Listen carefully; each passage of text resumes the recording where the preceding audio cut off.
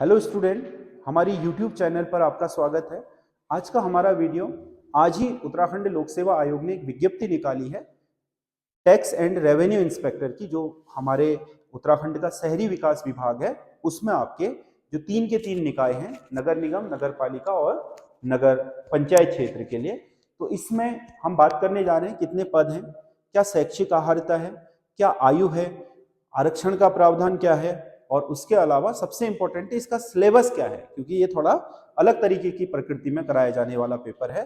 तो ये इसमें आपके अपॉर्चुनिटी बनेगी। कुछ लोगों ने पिछली बार दिया होगा ईओ, अधिशासी अधिशासी अधिकारी, एग्जीक्यूटिव ऑफिसर होता है जो, और आपका टैक्स और रेवेन्यू इंस्पेक्टर की कंबाइंड भर्ती हुई थी। जिन्हें ऊपर रैंक मिल गई वो ईओ बन गए, जिन्हें नीचे की रैंक मिली थी वो टैक्स ऑफिसर बने।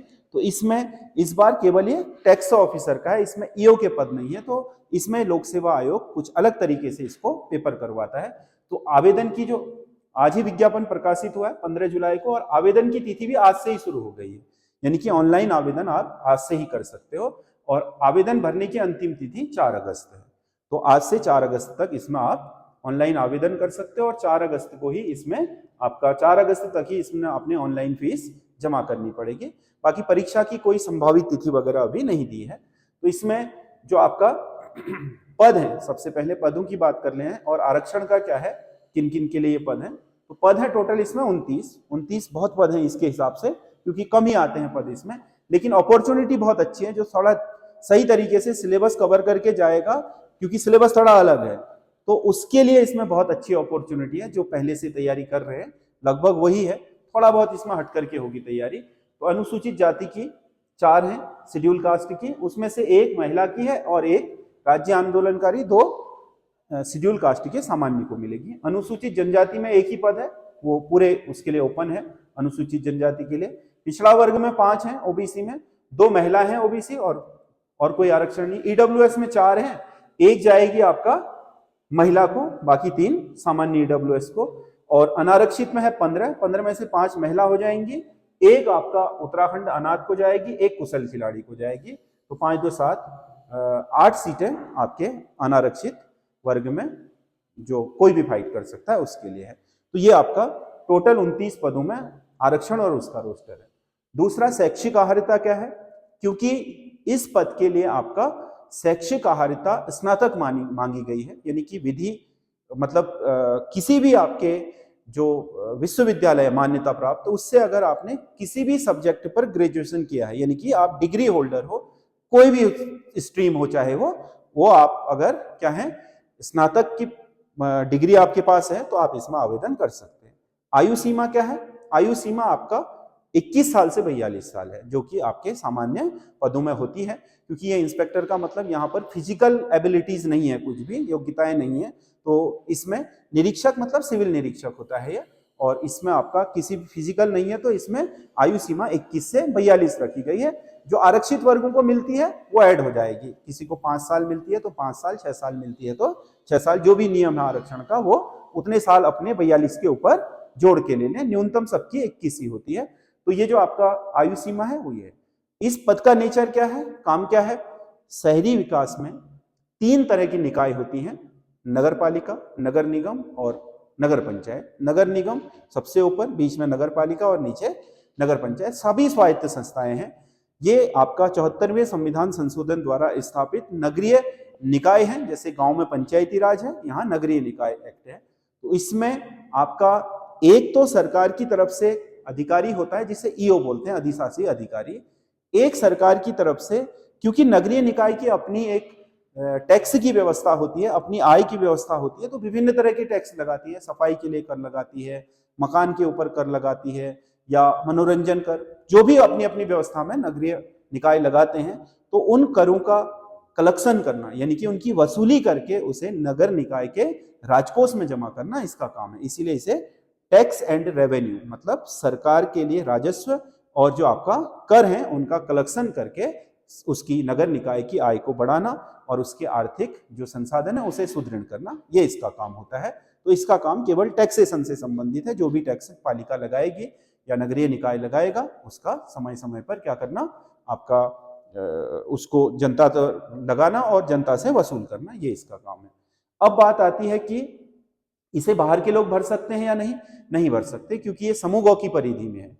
उत्तराखंड लोक सेवा आयोग जरूर करा रहा है, लेकिन ये समूह गौ की परिधि में होने के कारण, क्योंकि इसमें वेतनमान 2800 है, यानी कि लेवल 5 है, तो ये समूह गौ की परिधि में आता है। ईओ का वेतनमान भी 2800 ही है, इसका भी 2800 ही है, तो 2800 ग्रेड पे के हिसाब से ये समूह गौ की परिधि में है। कोई आपका ये राजपत्रित पद नहीं है, अराजपत्रित है, तो सीधी सी बात है कि अराजपत्रित पद के लिए आपका समूह गौ ही होता है। तो समूह गौ में उत्तराखंड राज्य ने अपने लोगों को वरीयता दी है, तो उत्तराखंड का स्थायी निवास होना जरूरी है, बाहर का व्यक्ति इस पद के लिए आवेदन नहीं कर सकता है। अब बात आई कि इसके लिए जो आपका क्या है परीक्षा है, वो कैसे स्वरूप में होगी। इसकी परीक्षा में 2 पेपर होंगे और 300 नंबर के होंगे। जैसा पिछली बार भी इन्होंने करा था, परीक्षा 300 नंबर की करवाई थी, इस बार भी इन्होंने परीक्षा 300 नंबर की ही रखी है। जैसा पिछली बार था सेम वैसा ही इन्होंने इस बार भी रखा है। और सिलेबस क्या है इस पर बात कर लेते हैं, क्योंकि ये जो परीक्षा होगी ये लिखित परीक्षा वस्तुनिष्ठ प्रकार की, मतलब ऑब्जेक्टिव टाइप की होगी, लिखित नहीं है। इसमें 2 पेपर होंगे। पहला पेपर होगा प्रश्न 1 सामान्य हिंदी का, ये ऑब्जेक्टिव टाइप होगा, 100 क्वेश्चन होंगे और प्रत्येक क्वेश्चन का 1 नंबर, यानी कि 100 नंबर का पेपर। 2 घंटे ही समयावधि होगी, ये हिंदी का है। दूसरा पेपर जीएस का होगा, सामान्य अध्ययन का, ये भी वस्तुनिष्ठ है, ये भी 200 क्वेश्चन है और 200 ही नंबर है, यानी कि हर एक क्वेश्चन का 1 नंबर। इसके लिए 3 घंटे दिए गए, लेंथी पेपर होगा क्योंकि 200 नंबर काफी होता है। तो इस प्रकार से ये जो पूरी परीक्षा है ये 300 नंबरों की होगी। आपकी मेरिट 300 नंबरों में से लगेगी। इसमें से ये नहीं कि एक क्वालिफाइंग लेक्चर का है, एक में से मेरिट लगेगी, दोनों के कंबाइंड 300 नंबर में से ही आपकी मेरिट लगेगी। और इसमें देखो जो सामान्य हिंदी है उसका सिलेबस क्या है, सामान्य अध्ययन का सिलेबस क्या है। सामान्य हिंदी का जो सिलेबस है ये देख लेना, इसमें वर्ण विचार है, यानी कि वर्णमाला, हिंदी शब्द, शब्द में सब कुछ पढ़ना आपको, तत्सम तद्भव देसी विदेशी, जो भी शब्द की उत्पत्ति है, शब्द निर्माण है, और व्याकरणिक प्रकार है, ये संज्ञा सर्वनाम विशेषण क्रिया अव्यय लिंग वचन काल है ना, कारक, सब कुछ, विराम चिन्ह है, लोकोक्तियां मुहावरे हैं, अशुद्धि शोधन है, शब्द की भी और वाक्य की भी, वाक्यांश के लिए एक शब्द है, अनेकार्थी एकार्थी है, श्रुति सम भिन्नार्थक है, पर्यायवाची विलोम उपसर्ग प्रत्यय तत्सम तद्भव देशज विदेशी, सब कुछ है। लेकिन ये पूरा ग्रामर है। आप लोग अभी तक यूके ट्रिपल एससी के हिसाब से तैयारी कर रहे थे हिंदी की। यूके ट्रिपल एससी एक तो उत्तराखंड पूछ रहा था हिंदी में कि यहाँ की स्थानीय कुमाऊनी गढ़वाली जौनसारी जो भी शब्दकोश है उससे क्वेश्चन बना रहा था, और दूसरा हिंदी साहित्य से भी पूछ रहा था। इसमें दोनों ही नहीं है, पत्र लेखन भी नहीं है इसमें, देख लीजिए है ना, इसमें हिंदी साहित्य का इतिहास भी नहीं है, तो सीधा सीधा है टोटल हिंदी ग्रामर है। अगर कोई बच्चा हिंदी की ल्यूसेंट भी पढ़ ले और सही तरीके से उसे सीख ले तो इसमें वो अच्छा नंबर ला सकता है, उसे किसी दूसरे सोर्स में जाने की जरूरत भी नहीं पड़ेगी। ये मान के चल लो कि ये पूरा का पूरा ग्रामर है 100 नंबर का, और शब्दकोश है, ये एक ही किताब से ही आपका कंप्लीट हो जाएगा अगर आपने सही तरीके से किया तो। हिंदी यही है। बाकी सामान्य अध्ययन में देखो हिस्ट्री आपको पूरी पढ़नी है, 3 की 3, प्राचीन भारत भी, आधुनिक भारत भी और मध्यकालीन भारत भी, स्वतंत्रता संग्राम पूरा का पूरा पढ़ना है। पॉलिटिकल साइंस में पूरा भारत का संविधान पढ़ना है जो आपका पहले से है। इकोनॉमी में जितने भी आपके इकोनॉमिक तत्व हैं भारत की अर्थव्यवस्था से संबंधित वो पढ़ने हैं। भूगोल में आपको विश्व का भूगोल नहीं पढ़ना है इस बार, इसमें केवल भारत का भूगोल पढ़ना है। ये 4 तो हो गए जनरल स्टडी के। उसके बाद खेलकूद भी पूछेगा ये, है ना, खेलकूद और अंतरराष्ट्रीय और राष्ट्रीय राज्य महत्व के समसामयिक यानी कि करंट अफेयर्स, करंट अफेयर्स भी पढ़ना है, खेलकूद भी पढ़ना है, ये भारत का इतिहास पूरा पढ़ना है, भारत का संविधान पूरा पढ़ना है, भारत का राज्य व्यवस्था अर्थव्यवस्था पूरी पढ़नी है, भारत का भूगोल पूरा पढ़ना है, सामान्य विज्ञान एवं प्रौद्योगिकी जो कि लोक सेवा आयोग आपका यूके ट्रिपल एससी सामान्य विज्ञान और प्रौद्योगिकी नहीं पूछता, इसमें 20 नंबर का है, जिसमें आपका थोड़ा बहुत क्वेश्चन आपके फिजिक्स के भी होंगे, केमिस्ट्री के भी होंगे, और सबसे ज्यादा जीव विज्ञान और पर्यावरण के क्वेश्चन होंगे, ये ध्यान में रखना।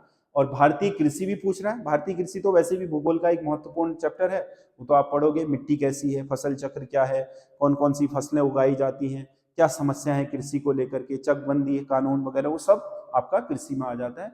शहरीकरण, शहरीकरण के लिए आप पंचायती राज अधिनियम 1900 जो आपका संविधान संशोधन है पंचायती राज का, 74वां संविधान संशोधन 1992, उसके जो भारतीय संविधान के अनुच्छेद 243 में जो शहरी विकास से संबंधित अनुच्छेद हैं उनको पढ़ के जाइएगा, और जनसंख्या में जो नगरीकरण हुआ है देश का या राज्य का, जिलों का, उसको पढ़ के जाइएगा।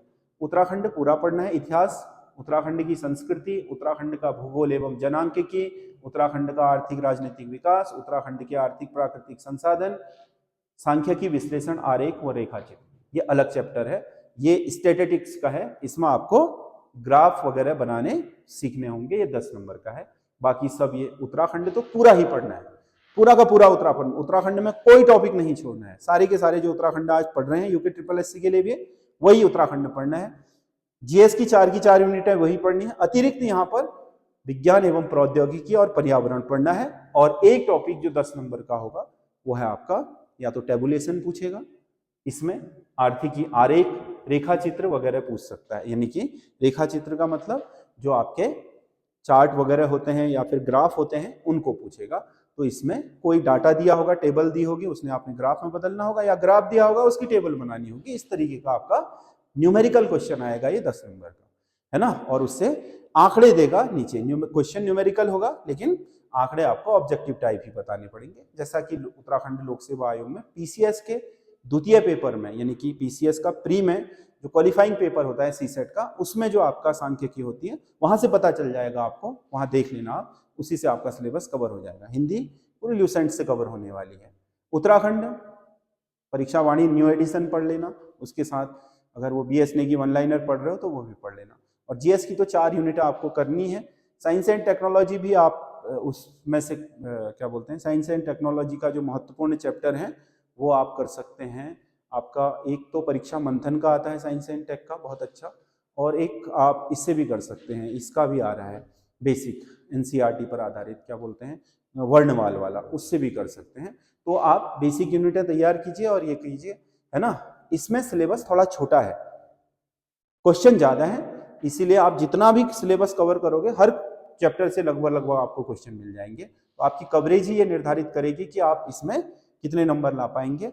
और ये परीक्षा आपके जो समूह गौ के अन्य परीक्षाएं यूके ट्रिपल एससी करा रहा है उससे इतर लोक सेवा आयोग करा रहा है, तो बीच में आपको एक अच्छा रिफ्रेशमेंट और एक अच्छी टाइमिंग मिल जाएगी कि भाई पेपरों के होते होते बीच में इस पेपर को भी अटेम्प्ट कर पाओगे। तो ये आपके लिए काफी अच्छी खुशखबरी है कि इस पद पर आप चयनित हो सकते हैं अगर सही तरीके से आप इसके लिए मेहनत करें। तो ये हमारा जो वीडियो है आज, इसमें इतना ही बताना था कि यह पद क्या है, इसका नेचर क्या है, वेतनमान, इसका सिलेबस मेन परीक्षा का जो पैटर्न है वो क्या है, तो इसको लेकर के। और आपको पता है लोक सेवा आयोग अभी भी सीधे सीधे ही क्वेश्चन बना रहा है, यूके ट्रिपल एससी की तर्ज पर कठिन क्वेश्चन नहीं बना रहा है। इसीलिए आप सही तरीके से टॉपिकों को पढ़ लें, फैक्ट ज्यादा याद रखें, फैक्ट ज्यादा याद करें, तो उससे आपकी जो परीक्षा की तैयारी है वो ज्यादा बेहतर हो सकती है। तो आज का हमारा वीडियो इसी के लिए था। आप हमें कमेंट करके बताइएगा कि आपकी कोई क्वायरी है इसको लेकर के या सुझाव है, तो हम आप इसी पर व्हाट्सएप पे ही अपना, सॉरी ये जो हमारा यूट्यूब चैनल है इसी के कमेंट बॉक्स में हमें कमेंट जरूर करिएगा। धन्यवाद।